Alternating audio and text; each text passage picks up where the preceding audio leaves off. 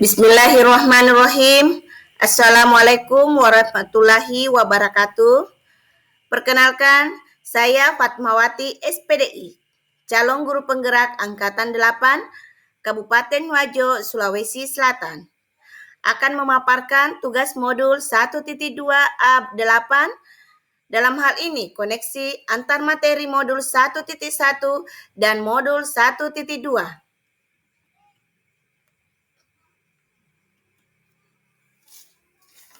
Koneksi materi ini saya sajikan dengan metode 4P. Yang pertama, peristiwa. Yang kedua, perasaan. Yang ketiga, pembelajaran. Dan yang keempat, penerapan ke depan. Momen yang paling penting atau menantang atau mencerahkan bagi saya dalam proses pembelajaran pada modul 1.1 adalah saat itu, saya mengetahui bahwa pembelajaran sebenarnya adalah berpihak pada murid, dan guru hanya menuntun tumbuh kodrat yang dimiliki anak. Mengajar bukan hanya mentransfer ilmu, tapi menumbuhkan budi pekerti bagi peserta didik.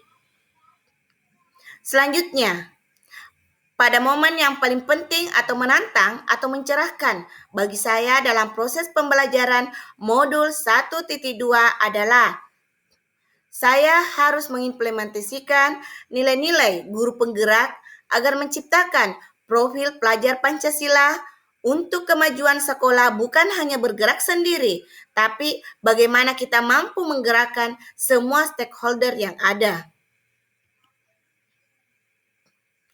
Yang kedua, peristiwa.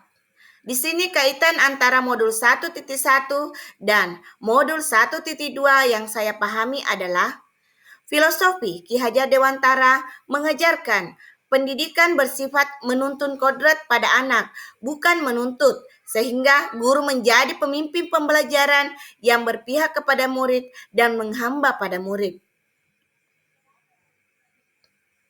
Perasaan. Saat momen itu terjadi, saya merasa seperti bagaikan bangun dari zona aman yang terlelap dari nyenyaknya kenyamanan tanpa melakukan perubahan dan pergerakan positif. Saya harus mampu mendidik anak sesuai dengan kodrat alam dan kodrat zaman.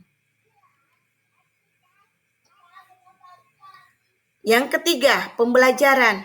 Sebelum momen tersebut terjadi, saya berpikir bahwa dulu saya beranggapan bahwa proses pembelajaran berpusat pada guru, hanya fokus pada proses mentransfer ilmu, memaksa keinginan agar anak semuanya harus mampu menguasai materi yang diajarkan tanpa memperhatikan bakat dari tiap-tiap anak didik tersebut.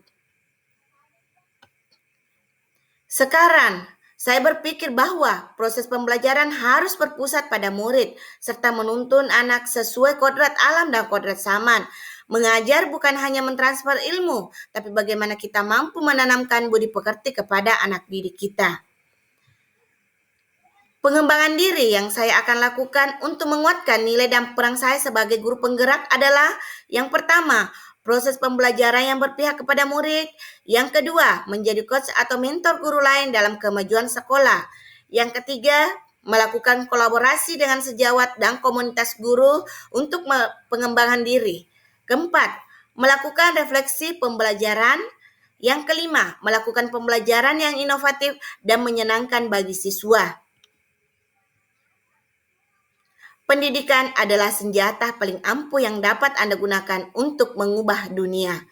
Terima kasih, bergerak, tergerak, dan menggerakkan.